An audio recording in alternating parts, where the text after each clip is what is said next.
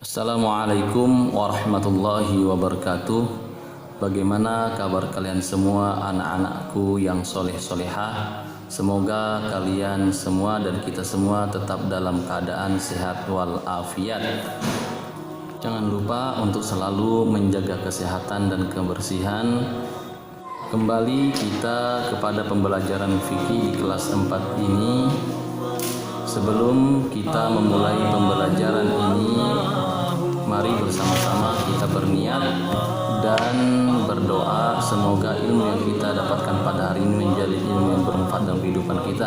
Nawaitu ta'alluma li'ila'i kalimatillah Rabbi zidni ilma warzuqni fahma waj'alni minas sholihin. Oke, anak-anakku semua, materi kita pada hari ini adalah kita akan membahas materi tentang khitan.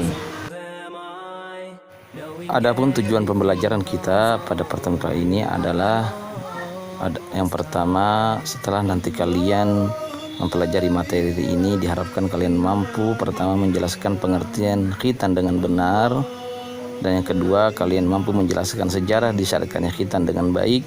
Kemudian yang ketiga, menjelaskan dasar dan hukum khitan dengan benar.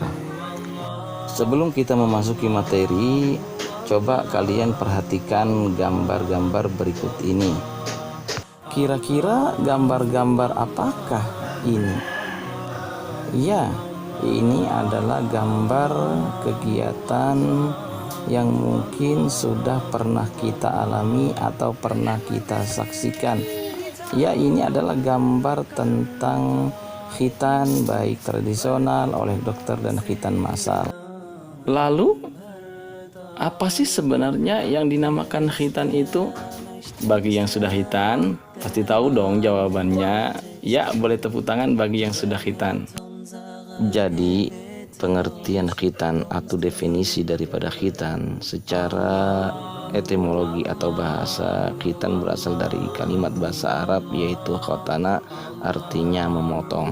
Sedangkan secara terminologi atau istilah fikihnya, khitan adalah memotong kulit yang ada di atas kemaluan, yang mana prakteknya pada laki-laki adalah dengan memotong kulit atau kulub yang menutupi ujung zakar atau juga disebut khasyafah, yang bertujuan agar mudah membersihkannya dari kotoran dan suci dari najis.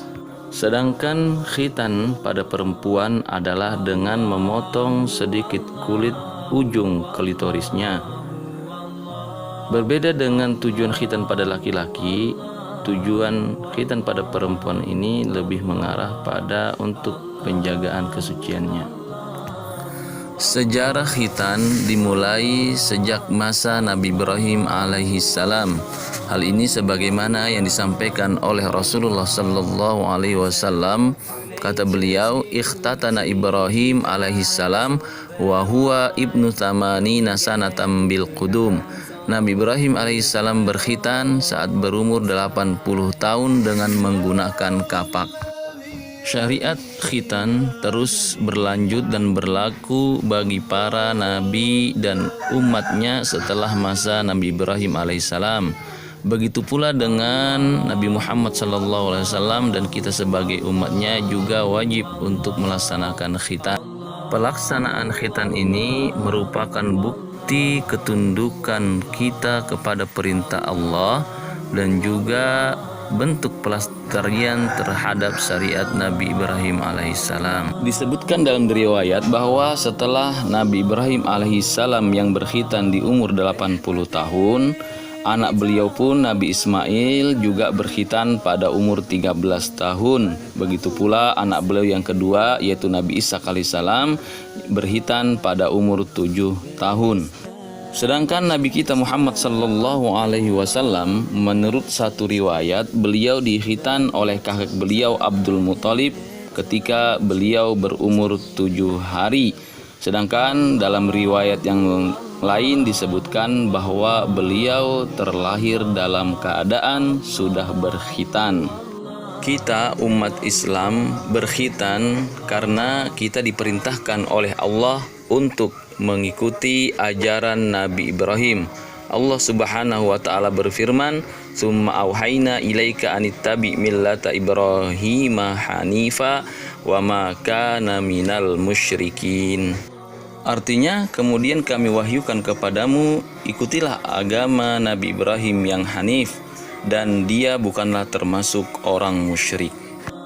Selain karena mengikuti perintah Allah untuk mengikuti ajaran Nabi Ibrahim seperti yang disebutkan dalam surah An-Nahl ayat 123 tadi, dasar kita berkhitan adalah bahwa khitan merupakan suatu usaha untuk menjamin kesucian tubuh kita, karena tanpa khitan dikhawatirkan akan selalu ada sisa-sisa air seni atau najis yang tertinggal di bawah kulub, sehingga bisa menyebabkan tidak sahnya sholat yang kita lakukan. Sebagaimana sabda Nabi Shallallahu Alaihi Wasallam, la yakbalullahu sholatan bighairi tuhurin. Allah tidak akan menerima sholat yang kita lakukan tanpa bersuci.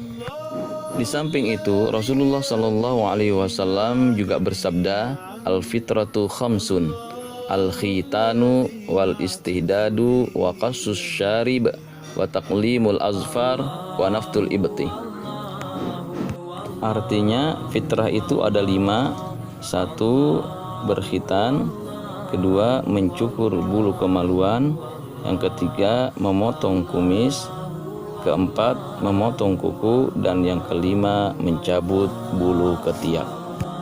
Jadi hukum khitan bagi laki-laki adalah wajib, sedangkan bagi perempuan masih terjadi perselisihan di kalangan para ulama. Sebagian ulama berpendapat bahwa khitan bagi perempuan hukumnya adalah wajib seperti laki-laki, dan ada pula yang berpendapat hukumnya hanya sunnah.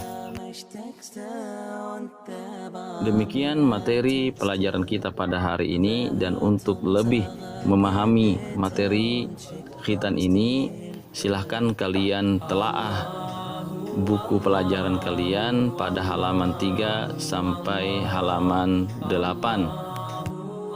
Untuk absensi bahwa kalian telah mengikuti materi pembelajaran ini, silahkan tulis nama lengkap dan kelas pada kolom komentar video ini. Demikian materi pembelajaran kita pada hari ini, dan untuk pertemuan selanjutnya kita akan memasuki materi waktu pelaksanaan khitan dan hikmah dari pelaksanaan khitan itu. Assalamualaikum warahmatullahi wabarakatuh.